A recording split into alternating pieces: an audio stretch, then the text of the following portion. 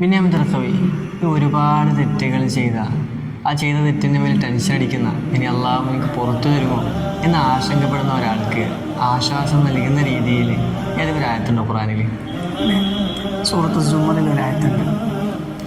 ബിസ്മില്ലാഹിർ റഹ്മാനിർ റഹീം. قل يا عبادي الذين أسرفوا على أنفسهم لا تقنطوا من رحمة الله.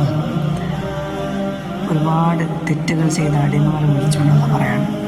യാ ഇബാദി അല്ലദീന, ഒരുപാട് തെറ്റുകൾ ചെയ്ത അടിമയെ ഓ എൻ്റെ അടിമ എന്ന് വിളിച്ചുകൊണ്ടുള്ള പറയാണ്, നിങ്ങൾ എൻ്റെ റഹ്മത്തിൽ നിങ്ങൾ നിരാശരാവണ്ട.